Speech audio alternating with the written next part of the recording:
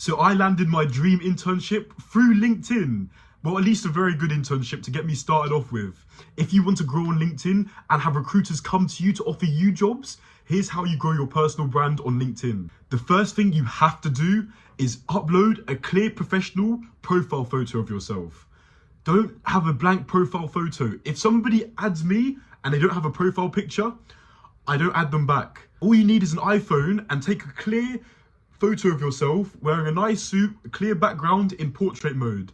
And if you have an Android, just get an iPhone. The second thing you should do once you've uploaded your profile picture is upload your background photo. A lot of guys skip this stage of the process thinking I don't need a background photo, but a simple background photo to mention who you are, what you do, a little bit about yourself will stand you out because most people don't do it. All you need is a free account on Canva and you can create a nice little background photo for your LinkedIn profile, and it just makes it a little bit more fun for you and encourages you to add to your personal brand on LinkedIn. The third thing you need to have is a compelling headline. When recruiters find your LinkedIn, they see three things: your name, your profile photo, and your headline.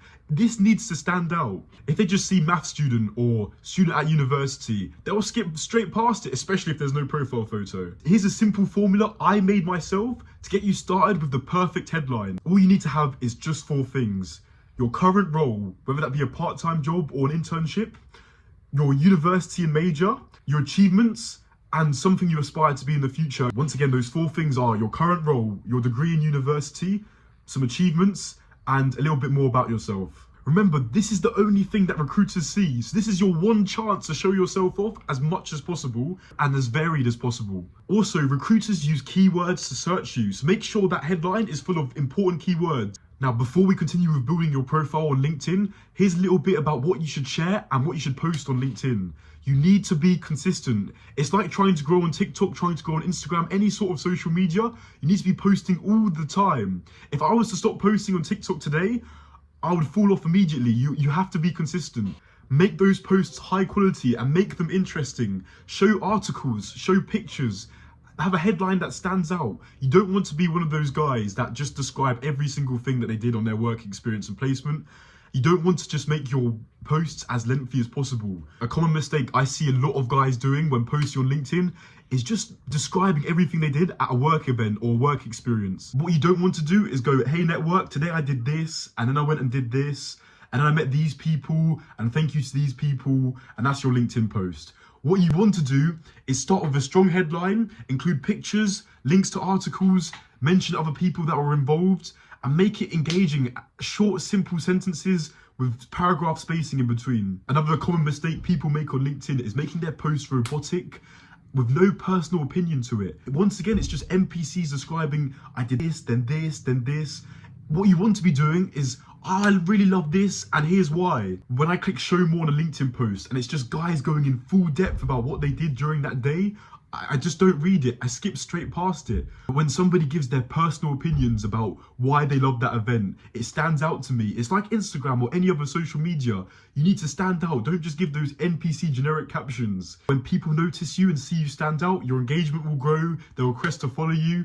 And the larger you are on LinkedIn, the easier it is for recruiters to find you because they might have a second or third connection to you rather than you just being a completely unknown name where they can't find any other background information about you. Now, I'm sure everybody's already added education to their profile, whether that's school, college, or university. But make sure to go that extra step further. Add your grades, add your certificates, your societies. If you're part of the committee when you're in that school, college, or university, it's so important to add a bit more to that educational experience. What's so much stronger than saying you went to this school or university is saying I received a first class honours. I received 4 A stars or 9 A's or 9 9s. When sharing new content, you don't want it to all just be the same sort of content as well. Hey, hi network, today I went to a networking event. Hi network, today I went to another networking event with a different company.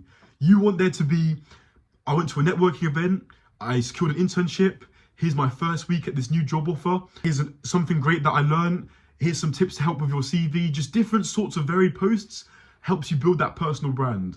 The next step is to have an informative summary. Now, your summary is basically a longer version of your headline, which you can add a bit more in depth about who you are, what you want to achieve in the future, a bit about the recent experiences you've had. I personally say focus on your headline the most, but use your summary as an opportunity to express more about your skills, If you're a computer scientist like me, a bit about the programming languages you use. Show your personality to that recruiter or to anybody that's trying to connect with you on LinkedIn. Like any social media platform, you need to be active on it. You need to engage, and the algorithm will push out your profile more. So comment respectful and positive things under your friends' posts. Congratulations on your internship, and follow pages you're interested in. Now, just because you don't have an internship doesn't mean you can showcase all your recent experiences. For your experience section, it doesn't have to be an internship. You can showcase your volunteering work, any extracurricular activities you've done, even school projects. Anything you can do to start personal branding will only be a starting stone, because of course in the near future you're going to grow on that and you're going to add more and more important and relevant experience. But we will start somewhere. At one point, the only thing that I had on my LinkedIn profile was volunteer work and a computer science project that I did in school. And now I've got over 15 different experiences, which I couldn't have had without showcasing those initial experiences, which demonstrate my relevant skills the most that I could offer at the time. Skills section. Now, you don't want to be one of those guys that have 30 different skills on their LinkedIn profile and everybody they know has endorsed them for it. Instead, you can make that skills section high value. Have people you've worked with before in the past or people you've met through networking events and ask them to endorse you for a skill on LinkedIn. And when they see those high value endorsements, recruiters can trust that you're actually capable in the skill that you've endorsed yourself for. Here's some LinkedIn hacks you need to know about to increase your profile visibility. The first thing is to create a custom URL. To do this, all you need to do is click view profile, click on the three dots and click URL, and change it to get rid of all the unnecessary letters and numbers at the end of your URL. Once it's shortened, you can add it to your CV, or you can send it to somebody, or you can even just say it out loud and people will be able to type it in on LinkedIn and find you easily. The second hack you need to know: when connecting to somebody new on LinkedIn, you might notice you have the option to add a little note to send to that person you're connecting with before you connect to them. In that note, they can only see up to the first 2 lines, so make sure you use those first 2 lines correctly. Don't just waffle on about yourself, because they can see that when they click on your LinkedIn profile who you are and if you're worth connecting with. Be straight to the point and be direct. Be clear with why you're asking them to connect with them on LinkedIn. The third hack is, if you really want to apply to a certain role at a certain company, here's what you can do. Use the search feature and type in the name of that company, plus manager, and plus the location.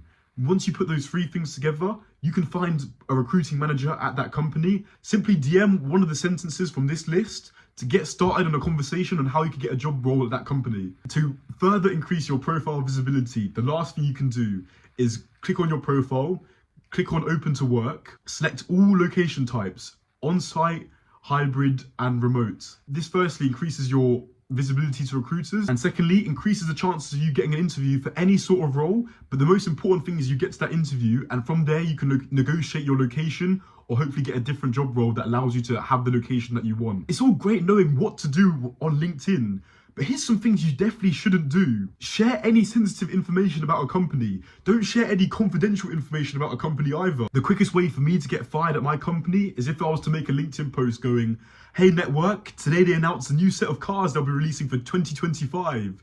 Here's some pictures of the latest models being released."